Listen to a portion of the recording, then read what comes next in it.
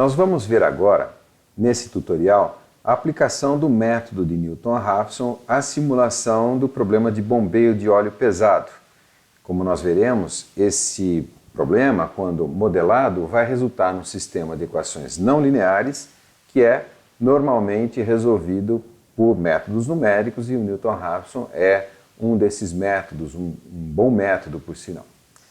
Em primeiro lugar, eu vou explicar o método, eu vou explicar no caso de uma equação, uma incógnita, portanto, caso unidimensional. E a mecânica é bastante simples, eu vou explicar graficamente, depois a gente obtém as equações. Então vamos lá.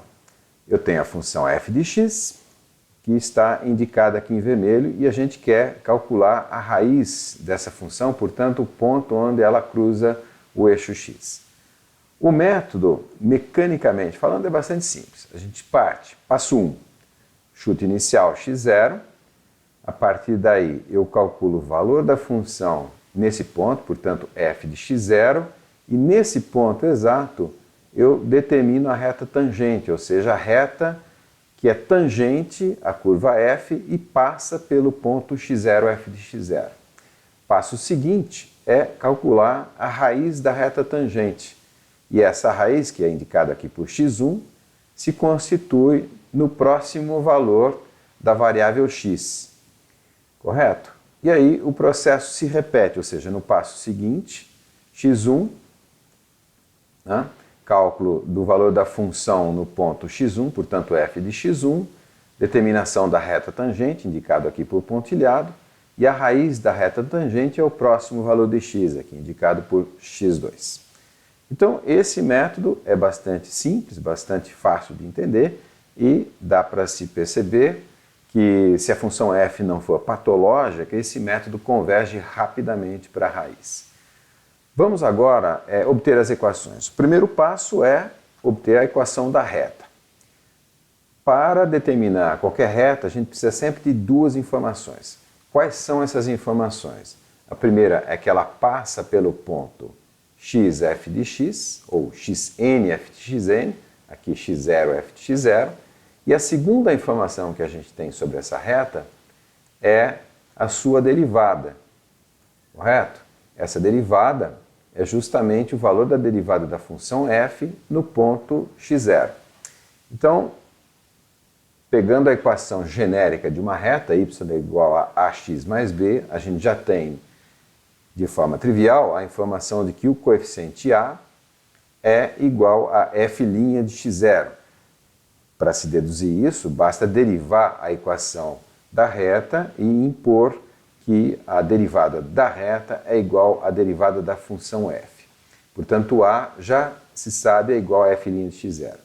A próxima informação que a gente usa é o fato de que a reta passa pelo ponto x0, f de x0, ou seja, substituindo x0 no lugar de x e f de x0 no lugar de y, como nós fizemos aqui, correto? F de x0 é igual a f' de x0, o a já foi igualado a f', vezes x0 mais b, sobra somente b a ser determinado, que é feito aqui embaixo.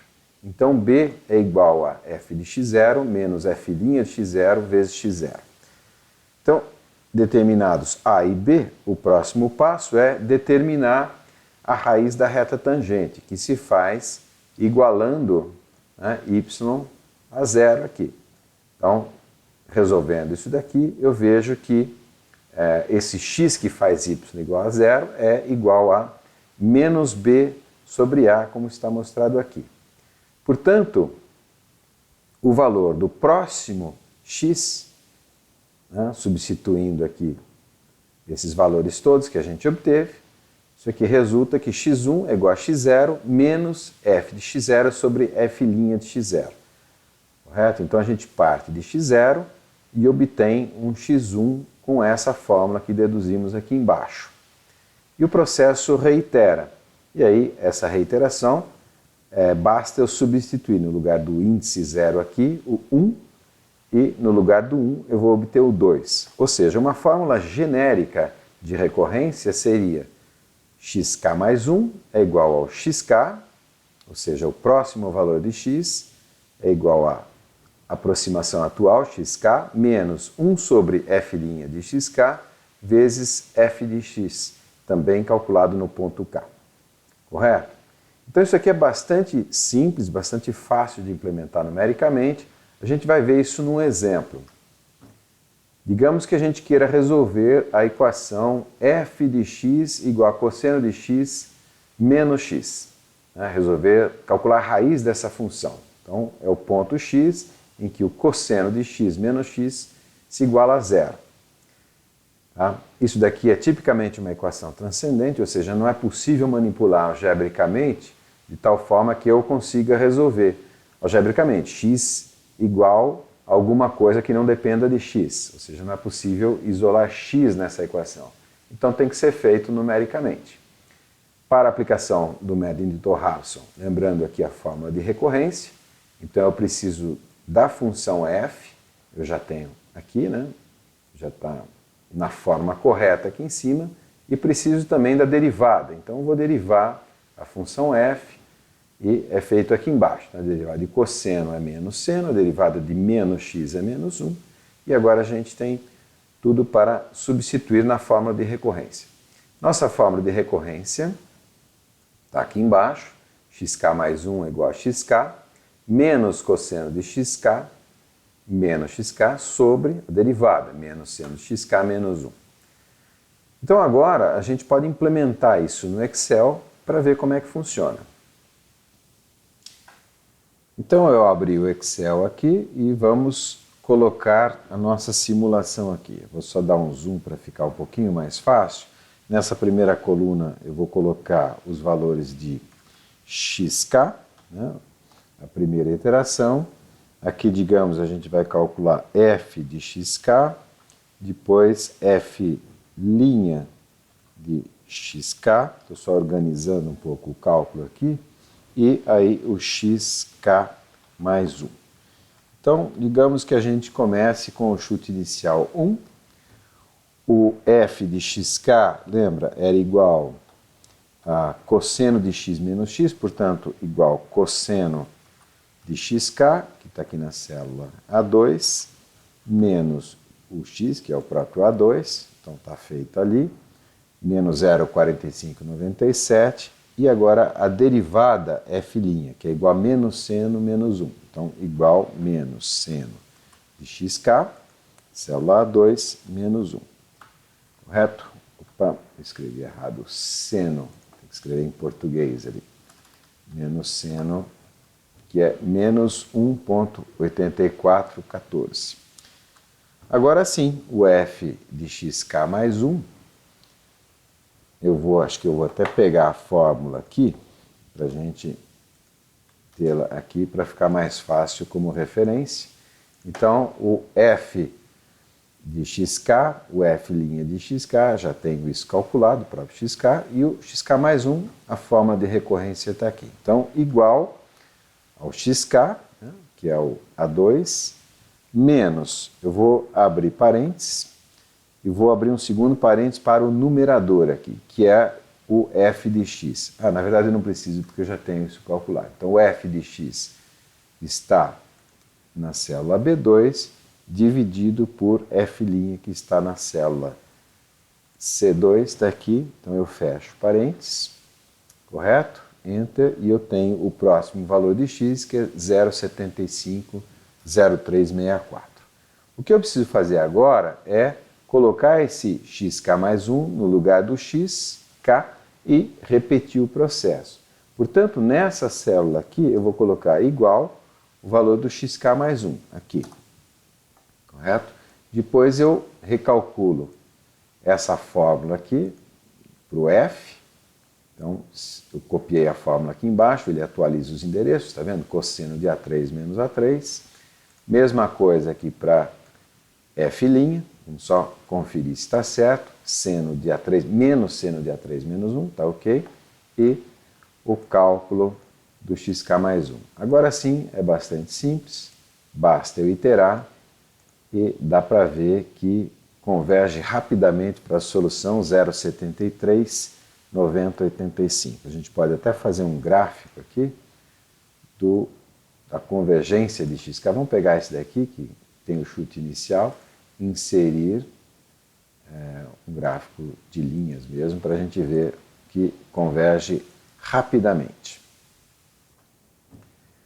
Bom, feito a demonstração para o caso de uma variável com uma equação, agora a gente vai passar para o problema de n equações com n incógnitas. Como é que a gente deduz, como é que a gente aplica o método Newton-Raphson para a situação multidimensional.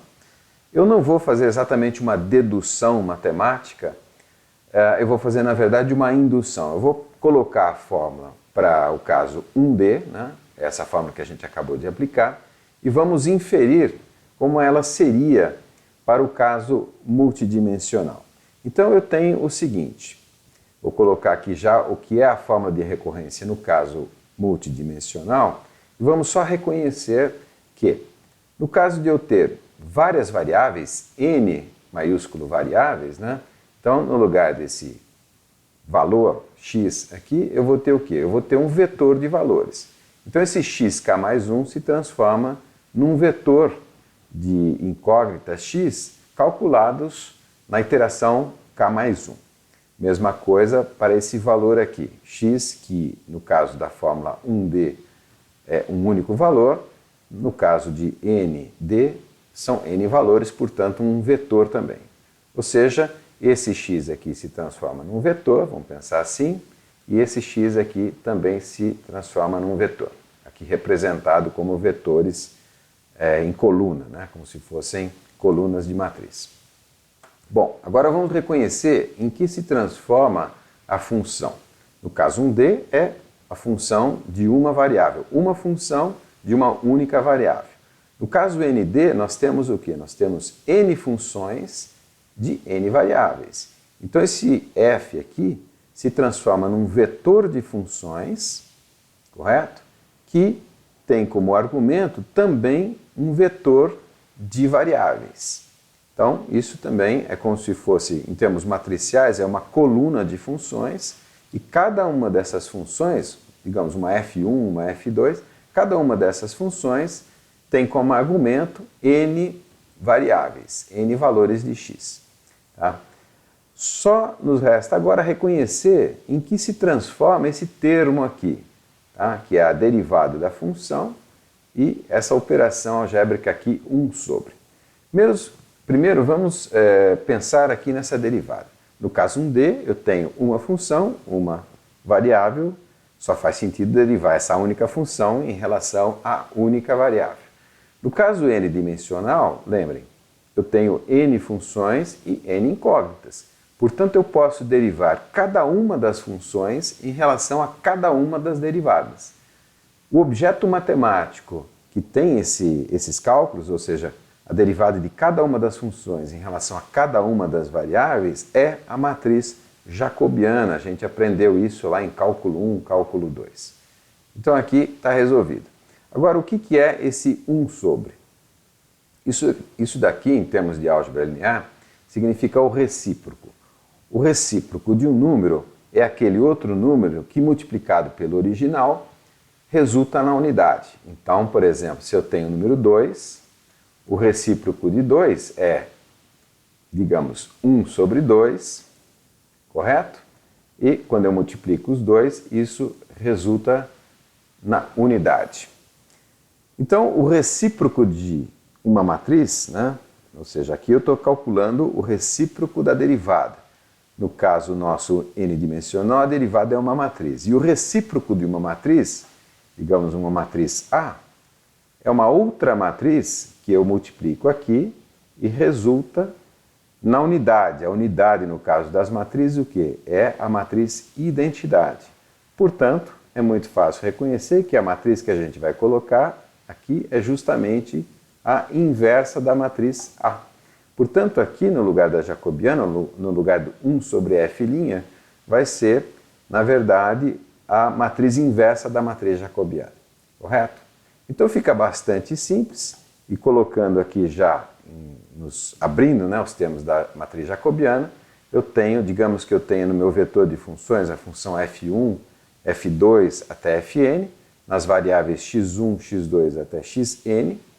Então, os elementos da matriz jacobiana são, né, df1, dx1, df1, dx2 e assim por diante até dfn, dxn aqui embaixo. É possível, obviamente, deduzir matematicamente essa fórmula de iteração aqui para um problema de n incógnitas com n funções, mas eu não vou fazer isso aqui porque é bastante fácil induzir essa fórmula aqui a partir da fórmula unidimensional, até porque a dedução é feita da mesma maneira. Ou seja, voltando a alguns slides, por exemplo aqui, né, em que a gente calculava, por exemplo, a reta tangente à curva, vai, no caso n-dimensional, não é mais uma reta, né, e no caso dessa função é uma hipersuperfície, portanto a gente vai calcular um hiperplano tangente a essa hipersuperfície e assim por diante, correto? Bom, então temos aqui a forma de recorrência, o que a gente vai fazer agora é aplicar esse método no nosso problema, que é o problema de bombeio de óleo ultraviscoso, chamado óleo pesado ou óleo baiano aqui no Brasil. Então, é um tipo de óleo que é muitas vezes mais viscoso do que a água, né? Frequentemente 1000 vezes, 30.000 vezes mais viscoso do que a água. Isso, portanto, demanda uma potência de bombeio bastante significativa. Qual é a ideia nessa aplicação aqui? É fazer um aquecimento, de alguma forma, desse óleo, né, de tal forma que a sua viscosidade caia, né, e caindo a viscosidade, eventualmente eu consigo diminuir a potência de bombeio aqui, mesmo que eu gaste um pouco de calor.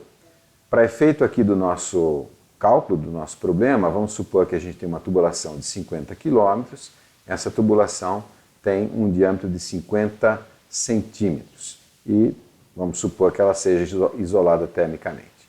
Então, sumarizando, o que nós queremos fazer? A gente quer fazer o aquecimento desse óleo e digamos que a gente tenha vapor saturado para fazer isso, vapor a 100 graus, por exemplo. Então, vou instalar nessa região aqui um trocador de calor. Esse trocador de calor vai colocar em contato térmico o óleo passando aqui no tubo, né? O vapor eventualmente está aqui no casco. E na medida em que o óleo rouba calor desse vapor saturado, ele se condensa aqui, tá? E eu recupero o condensado ali embaixo e eventualmente eu posso até medir, é fácil medir a quantidade de calor trocada só medindo o volume de condensado que é gerado aqui, tá? Então esse óleo vai entrar numa determinada temperatura, vai se aquecer, ele se aquecendo, a sua viscosidade cai, tá? Sua viscosidade cai e com isso eventualmente eu diminuo a potência de bombeio. Ou seja, a nossa demarche, na verdade, é gastar energia térmica para economizar energia elétrica, ou seja, exergia. E aqui, tipicamente, há uma vantagem, né? Porque esse W aqui é 100% exergia, o conteúdo exegético dessa potência elétrica aqui é 100%, e, obviamente, o conteúdo exegético desse calor aqui não é 100%, é menos do que 100%. Isso depende, por exemplo, da temperatura ambiente. Portanto, há uma vantagem aqui do ponto de vista exegético em fazer esse tipo de substituição, digamos. Substitua energia elétrica por energia térmica. Correto? Então, passo zero, vamos definir aqui alguns parâmetros só para efeito do nosso cálculo. Então, vou supor aqui que os dados do óleo na entrada, temperatura de 20 graus, o calor específico 3,9 kJ por quilograma Kelvin, uma densidade de 850. Tá? O vapor saturado, vamos supor que ele esteja a 100 graus, portanto aqui quando ele cede calor, ele sai a 100 graus, mas na forma de líquido saturado. Tá? Então aqui vapor saturado seco e aqui embaixo líquido saturado. Além disso, eu vou definir uma nomenclatura, né, para a gente poder fazer equacionamento. Então a temperatura de entrada aqui é TEF na bomba, a bomba não aquece o óleo, portanto eu continuo tendo TEF, e na saída do trocador de calor TSF. Esse índice F é porque o óleo é o fluido frio, o E de entrada, o S de saída. Tá? E esse TSF na saída do trocador é o mesmo na saída da tubulação de 50 km, centímetros, porque supostamente o isolamento aqui da tubulação é perfeito. Agora, com relação às pressões, P0 a pressão na entrada da bomba, P1 na saída da bomba, P1 também na saída do trocador de calor na entrada da tubulação, e aí essa pressão toda se dissipa ao longo dos 50 km de tubulação, de forma que eu tenho P0 aqui. P0 é a pressão atmosférica. A última temperatura, né, o último dado aqui é a temperatura do vapor, que a gente sabe que é 100 graus, mas eu vou, para efeito de nomenclatura, chamar isso de TQ. O índice Q é porque o vapor é o fluido quente, tá? E ele não muda de temperatura, né? A temperatura na entrada é TQ, na saída é TQ também, porque ele está simplesmente mudando de fase, tá? Aqui ele entra vapor saturado seco e aqui ele entra como líquido saturado, tá? Título igual a 1 na entrada, título igual a 0 na saída. Por fim, eu vou fazer uma modelagem da queda da viscosidade em função da temperatura. Na verdade, eu vou pegar esse gráfico, que para efeito do exemplo é a viscosidade da água vezes 1000, na verdade, tá? E vou aproximar essa curva por um polinômio, no caso aqui do grau 4, né, para ficar uma representação bem precisa. Então, para nós, a viscosidade em Pascal segundo é dada por esse polinômio nas temperaturas, né, T a quarta, T ao cubo aqui, né, os coeficientes, e a temperatura entrando em graus Celsius. Isso daqui para efeito da nossa modelagem, correto? Na sequência, então, o equacionamento. Vamos começar equacionando primeiramente o pré-aquecedor. O que nós temos aqui em termos de equação? Nós temos primeiramente o balanço de energia do lado do óleo, então o calor trocado Q é igual à vazão de óleo, CP do óleo, vezes o ΔT, e o ΔT é o TSF, a temperatura de saída, menos o TEF.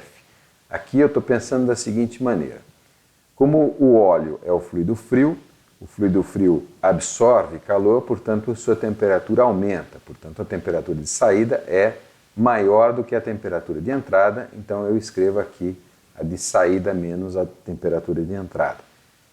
Se for o contrário, se numa situação eu não sei qual dos fluidos é o quente ou o frio, não tem problema. Eu suponho que um deles seja o frio, consequentemente o outro é o quente, escrevo todas as equações de forma coerente e se eu obtiver um Q negativo, significa que, na verdade, o que eu havia suposto que era o frio é o quente e vice-versa.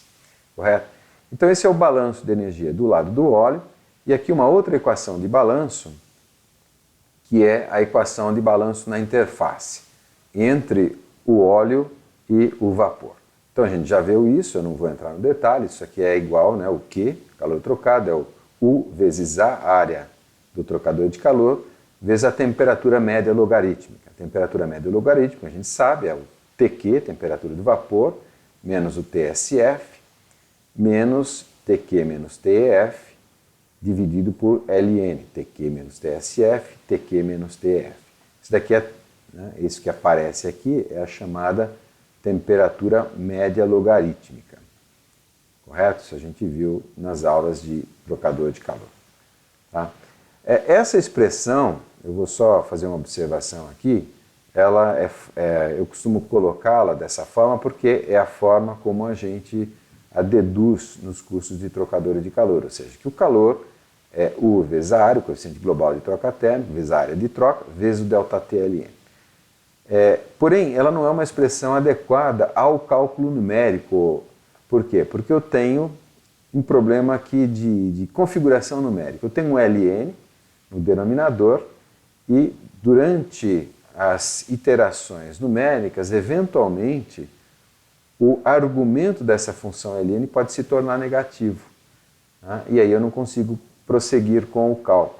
Então não é que essa expressão esteja errada, é que como a gente vai resolver numericamente, através de um procedimento iterativo, essas variáveis aqui, as incógnitas, vão flutuar e pode ocorrer que o argumento fique negativo. Então a gente vai fazer uma modificação nessa expressão para torná-la mais palatável, digamos assim, à solução numérica. Então o que nós vamos fazer, na verdade, é abrir aqui em cima os parênteses, eu vou até apagar ali em cima um pouquinho para ficar menos poluída a figura.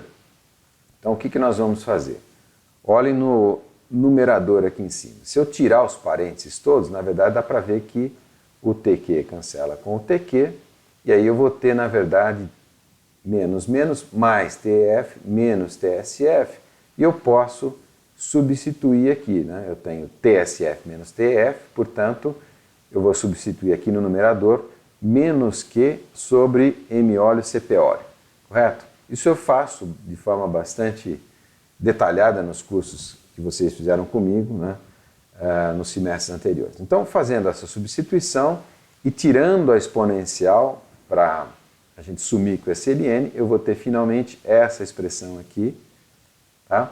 E eu vou sugerir fortemente que vocês façam essa dedução. Eu não quis gastar muito tempo aqui nesse tutorial para fazer essa dedução, eu deixo como sugestão de exercício. Então agora a gente tem uma expressão algébrica que corresponde, na verdade, a substituir a nossa primeira equação na segunda, e essa expressão aqui é bastante mais palatável para a iteração numérica, uma vez que a gente tem uma exponencial aqui, não tem problema nenhum com o argumento, pode se tornar negativo, né? E eu tenho as temperaturas ali fora da exponencial. A gente já vai ver isso em mais detalhe. Correto? Então, identificando, né, nessa expressão que a gente tinha, quais são as incógnitas? As incógnitas são a temperatura de saída e a vazão de óleo que está entrando aqui. Eu não marquei, né, mas aqui está entrando a vazão de óleo.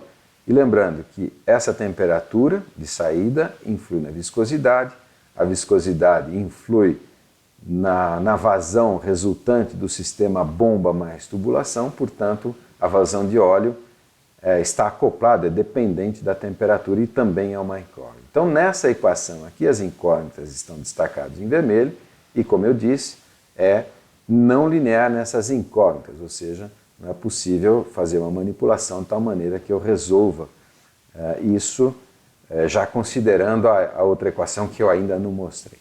Tá? Apenas um passo a mais, que é conformar, deixar essa expressão aqui da forma como ela deve ser aplicada no método de Newton-Raphson, que é sempre, né, uma certa função f igual a zero. Essa função f é a função das incógnitas, que são a TSF e a vazão de óleo. Então, na verdade, eu vou pegar esse lado direito aqui da igualdade, passar para o lado esquerdo e igualar isso a zero, né, como está aqui embaixo. Então, para nós, agora vai ter que essa nossa função f1 é igual a tq menos tsf menos tq menos tsf, perdão, tq menos tf vezes a exponencial de menos UA, M óleo CP óleo, e isso é igual a zero. Essa é a nossa primeira equação, que resulta do equacionamento térmico, o equacionamento do pré-aquecedor. O que a gente precisa fazer agora é equacionar o sistema bomba mais tubulação. Nós vimos nos cursos de mecânica dos fluidos, de máquinas hidráulicas, que no caso aqui, esse sistema, né, esse sistema vai se estabilizar, o ponto de operação desse sistema é o ponto onde, graficamente falando, a curva da bomba, que é a linha azul, cruza com a curva de perda de carga do sistema. Isso equivale a dizer que a pressão fornecida pela bomba é igual à perda de pressão viscosa devido aos atritos no escoamento naqueles 50 km de tubulação. Então a gente vai escrever essa equação aqui, ΔP da bomba igual ao ΔP viscoso. O ΔP da bomba, na verdade, pode ser modelado como está mostrado aqui, né? Quer dizer, uma pressão máxima que multiplica 1 menos a vazão dividido por uma vazão máxima elevado a um coeficiente n, e essa pressão máxima aqui, a vazão máxima, isso aqui é um modelo matemático, né? E esse coeficiente n podem ser ajustados a partir das curvas fornecidas pelo fabricante, como é mostrado aqui embaixo num exemplo genérico. Tá? Normalmente os fabricantes ou fornecem um modelo algébrico assim, ou fornecem as curvas para várias situações. Então, por simplicidade, né, esses parâmetros P máximo, M máximo e o expoente n, né, vamos supor que eles sejam conhecidos, porque a gente sabe exatamente o tipo de bomba que a gente está usando nessa aplicação. A gente tem todas as características da bomba, correto? Então, essa é a nossa equação da bomba e ela depende da vazão de óleo aqui. Os outros parâmetros, P máximo, M máximo e N, são ajustados e a gente está supondo que eles sejam conhecidos a priori porque são fornecidos pelo fabricante. Tá? Agora, com relação à curva da tubulação, né, o ΔP viscoso, a gente vai usar a equação de Darcy. A equação de Darcy, conhecida também, né, que esse ΔP é igual a um certo fator de atrito que multiplica L, que é o comprimento da tubulação, dividido pelo diâmetro, vezes a densidade, vezes V quadrado sobre 2V, aqui é a velocidade média do escoamento na tubulação. Tá? Esse fator F é chamado fator de atrito, tá? E ele é uma função do Reynolds e da rugosidade relativa da tubulação. Na verdade, esse Ezinho aqui é o RMS da variação de diâmetro da tubulação. Então, isso é uma característica tribológica, digamos assim, tá? E ele entra também no cálculo aqui do fator de atrito. Tá? Apenas uma modificação, como a equação de Darcy é dada em função da velocidade média, e a gente sabe que a vazão mássica de óleo é igual a ρ vezes essa velocidade média, vezes a área da seção do tubo, que é πd quadrado sobre 4. Então, substituindo essa igualdade aqui na equação de Darcy, a gente vai ter numa forma, na equação de Darcy, numa forma já adequada à variável de descrição do nosso problema, que é a vazão de óleo. Então, portanto, o ΔP viscoso é F vezes 0,8106 L sobre ρd à quinta vezes M, no caso M do óleo, né, ao quadrado. Então, vamos ver agora como calcular esse fator de atrito F. Para isso, a gente recorre ao diagrama de Moody, o conhecido diagrama de Moody, correto? Para escoamentos laminares. Então, para escoamentos laminares, a gente sabe que aqui é escoamento de Stokes, aqui é muito fácil, né? O F é 64 sobre Reynolds. Para escoamentos de turbulência desenvolvida, né, a gente teria também outras equações, outras correlações empíricas para descrever essa região aqui. Aí sim há uma dependência da rugosidade relativa, porém, ocorre que, como se trata de óleo ultraviscoso, a gente espera que o escoamento ou seja laminar, ou seja de transição, quer dizer, pelo menos não desenvolvido, ou seja, não ocorrendo nessa região aqui. Portanto, a gente precisa de uma correlação empírica que seja válida tanto na região laminar, quanto na região de transição e, eventualmente, até na região de turbulência desenvolvida, para altos números de Reynolds. Essa equação é a equação de Churchill, né? Conhecida equação de Churchill, ela tem uma forma complexa, né? É dada aqui embaixo, e essa forma ela é assim porque ela justamente é uma equação que vale tanto para a região laminar, quanto para a região de transição e para a região de turbulência desenvolvida. Na verdade, em linhas azuis aqui estão plotadas justamente o valor do F calculado a partir da equação de Churchill para duas rugosidades relativas diferentes. E então, como é o caso, né, Churchill vale para laminar, transição e turbulento desenvolvido, nós vamos usar essa função aqui para o cálculo do F do nosso problema.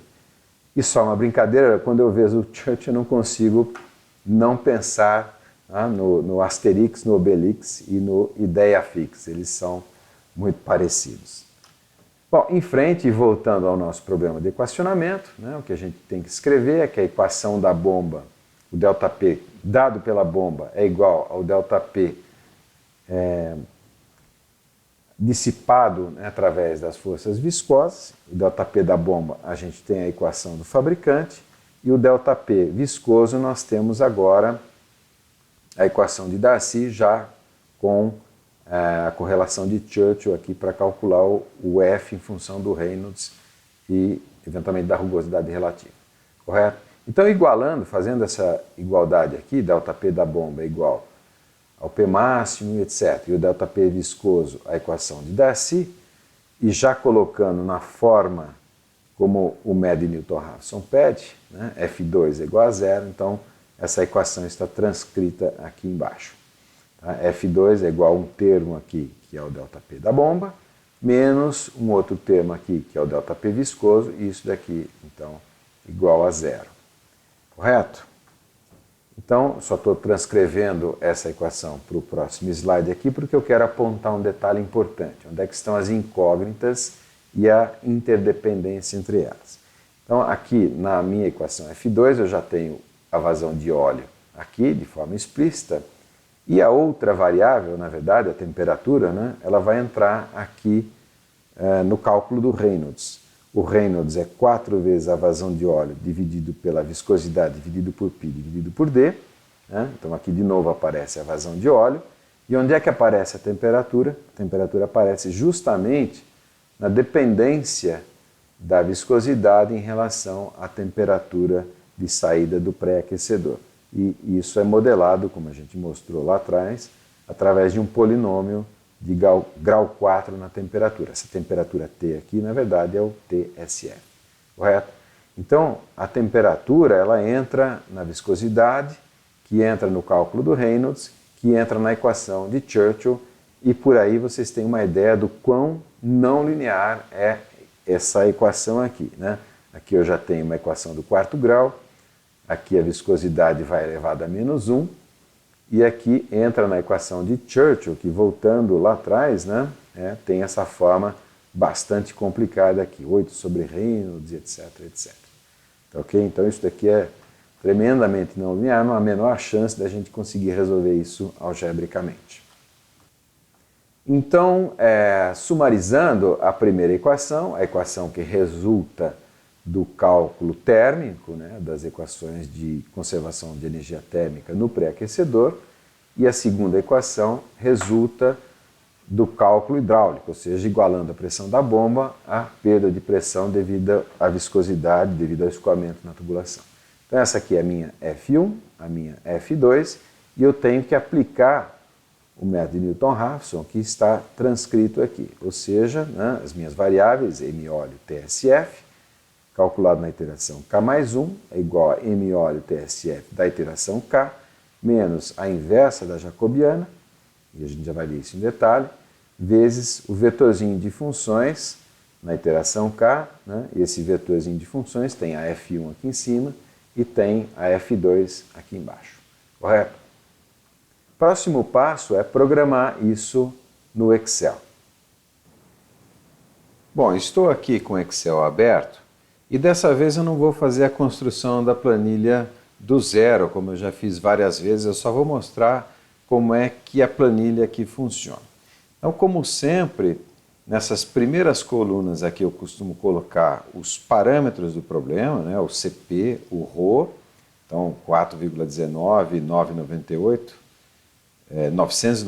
isso aqui são os dados da água, né, os dados de entrada do óleo e entrada do vapor, e U vezes A, o coeficiente de troca térmica vezes a área, já em quilowatts por Kelvin, a pressão máxima, M máximo e o N, aqui são os parâmetros da bomba, conforme, digamos, o fabricante fornece, o diâmetro da tubulação e o comprimento da tubulação e a rugosidade. Lembra que isso aqui eu falei que era o RMS da rugosidade, isso aqui pode ser medido no laboratório de tribologia.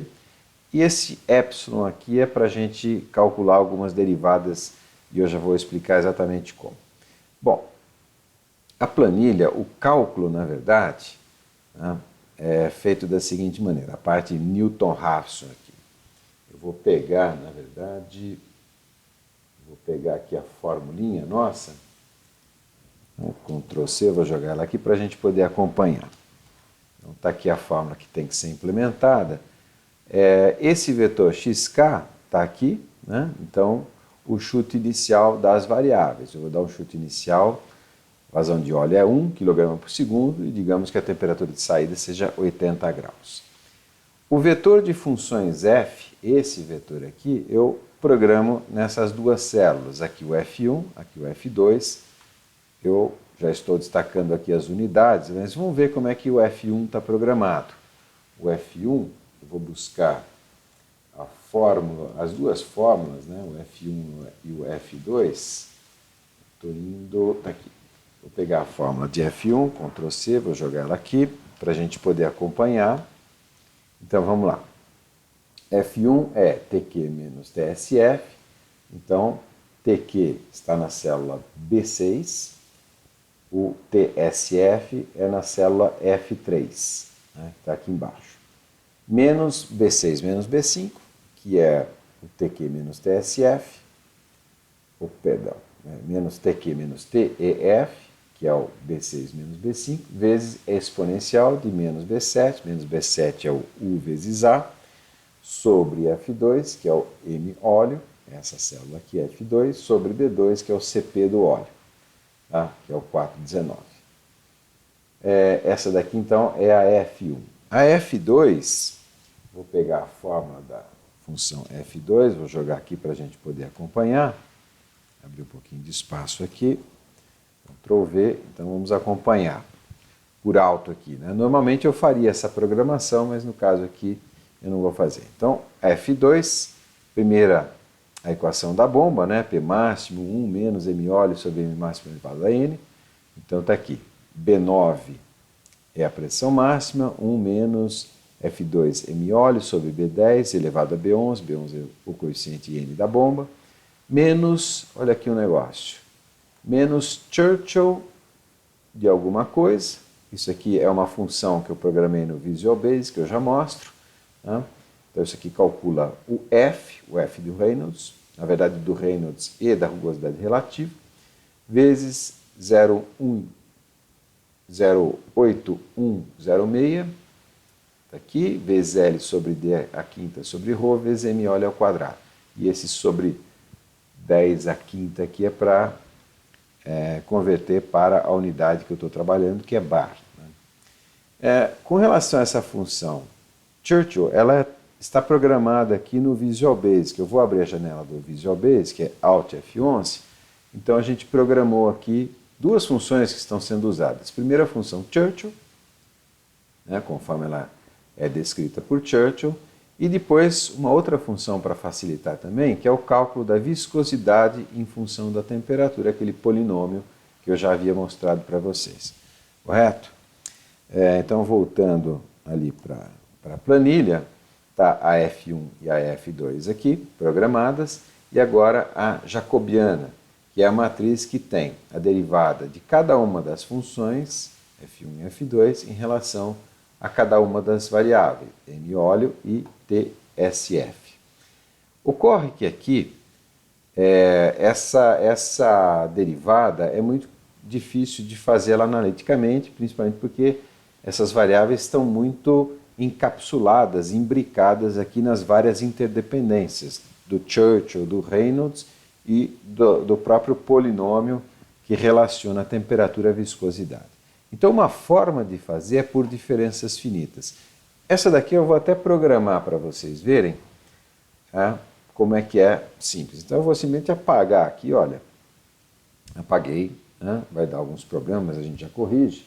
Então, eu vou fazer a derivada da seguinte maneira. Eu vou copiar o valor da função F1, correto? E vou, nessa célula aqui, eu vou derivar a função F1 em relação a variável M óleo.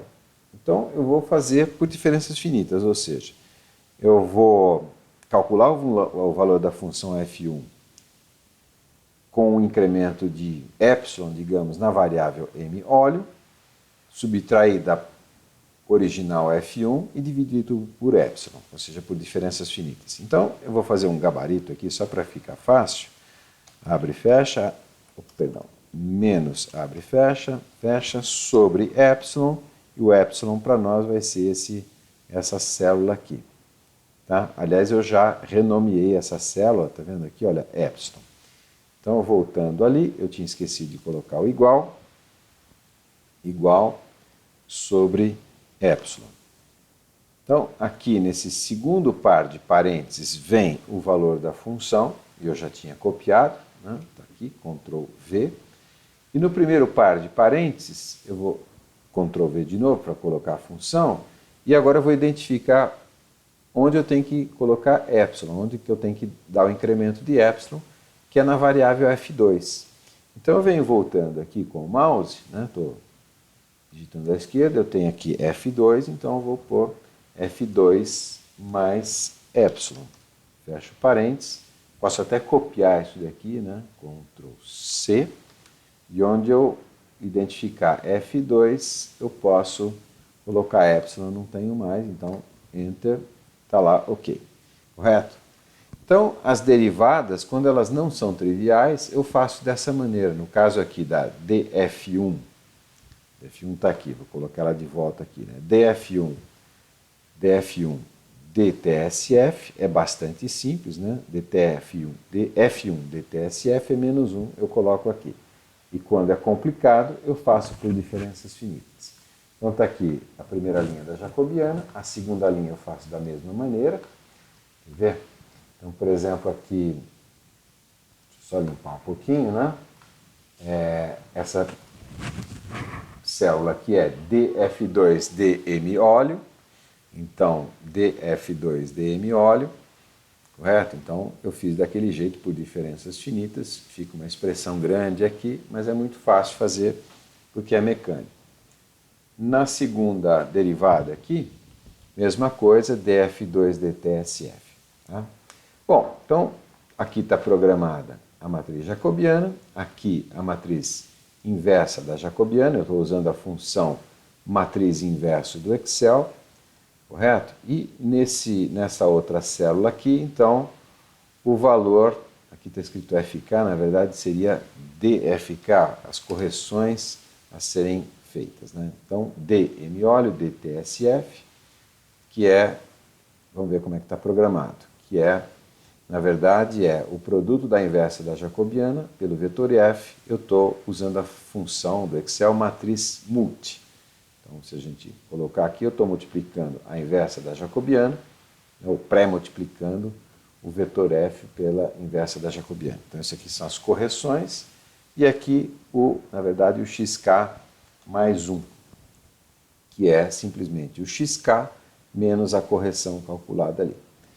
Então, quando eu faço isso, por um chute inicial de 1 e de 80, eu tenho 0,66057, 85,52 e o próximo passo agora, na verdade, é Ctrl C, jogar aqui, eu só não vou digitar Ctrl V, porque senão eu crio uma recursividade. Então, eu vou fazer um copiar especial valores e vou fazer isso várias vezes.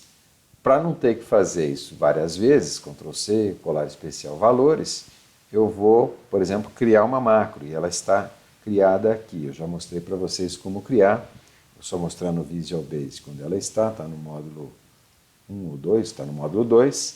Eu chamei de Ctrl K, essa tecla, né, ou a tecla de disparo dessa macro e ela faz, voltando lá para o Excel, ela faz exatamente isso. Seleciona, copia, seleciona, cola especial valores. Então, quando eu digito Ctrl K, vou voltar no chute inicial, 1,80. Quando eu digito Ctrl K, ele faz aquela substituição, Ctrl K várias vezes, e eu observo que a função vai tendendo a zero, as correções tendem a zero também, e aí o xk mais 1 tende para xk, e essa é a resposta do problema. Correto? Apenas aqui, para terminar, eu coloquei alguns parâmetros calculados a posteriori, a partir da solução convergida aqui. Vou repetir só para vocês terem uma ideia. E, digamos, com outro chute inicial, 2,50. 50. Então, Ctrl K, Ctrl K, Ctrl K, e esse negócio converge rapidamente para a mesma solução. Tá? Então, aqui embaixo, eu estou calculando alguns parâmetros a partir da função convergida. Então, aqui, por exemplo, a viscosidade final do óleo, então é a viscosidade da temperatura final, o Reynolds 33,54, então dá para ver que esse Reynolds é bastante baixo, portanto a gente tem equação laminar. Quer ver? Calculei o F aqui, 1,908, e isso daqui é exatamente igual a 64 sobre Reynolds, ou seja, se eu calcular isso aqui, 64 dividido pelo Reynolds deve dar aquele valor lá de 1,908, aqui está arredondado, vou colocar no mesmo formato para mostrar que dá igual. Ok? Então aqui eu usei o Churchill, para laminar ele corresponde exatamente ao F para o escoamento de Stokes. A pressão Resultante, a velocidade média, 8 metros por minuto, a potência da bomba, 534 kW, e aqui o tempo em horas que esse óleo leva para atravessar os 50 km de tubulação, uma vez que a velocidade aqui é bem baixa. Correto? Então, feito esses cálculos, fica demonstrado, bastante simples, e só como última observação, o tipo de bomba para esse tipo de aplicação normalmente, é mostrado aqui o desenho, uma bomba chamada de cavidade progressiva. Então você tem um motor elétrico aqui, não está desenhado, o motor elétrico estaria aqui, acionando o eixo, que aciona na verdade um helicoide. E esse helicoide bombeia, é capaz de bombear esse tipo de óleo, essa bomba é típica para esse tipo de aplicação. Correto? Então é isso, só lembrando que esses vídeos todos eu estou colocando no meu canal do YouTube, que é o PC Leguin. Basta colocar PC Leguin no endereço do YouTube, não precisa nem colocar o user aqui.